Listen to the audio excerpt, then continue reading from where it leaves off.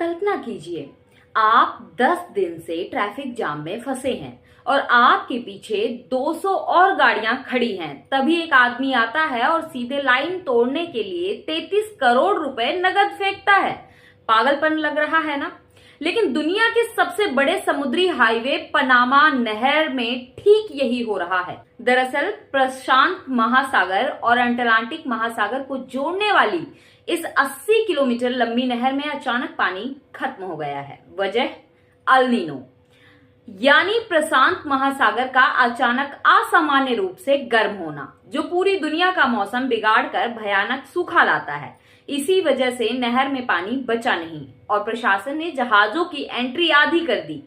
अब जहाजों के पास दो ही रास्ते बचे हैं, या तो हफ्तों कतार में खड़े रहो या फिर वीआईपी बोली लगाओ। हाल ही में एक विशाल कंटेनर शिप ने सिर्फ लाइन में सबसे आगे आने के लिए करीब $4 मिलियन की बोली लगा दी।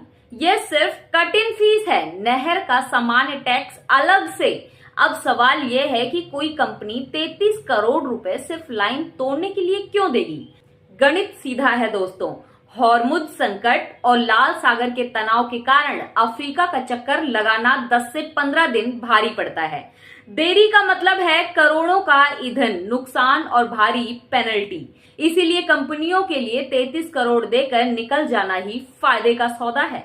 लेकिन ठहरिए, ये पानी का संकट सिर्फ जहाजों के कैप्टन का सिरदर्द नहीं है।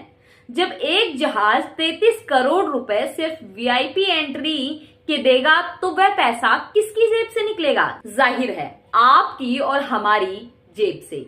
एशिया से अमेरिका और यूरोप जाने वाला हर सामान, चाहे आपका पसंदीदा आईफोन हो, जूते हो या खाने पीने की चीजें, सबका फ्रेट चार्ज यानी भाड़ा 20% से 30% तक बढ़ चुका है।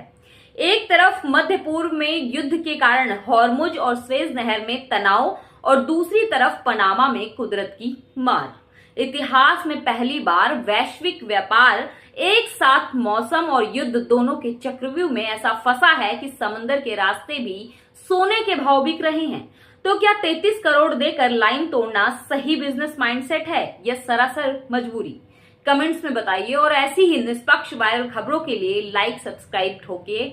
नमस्कार।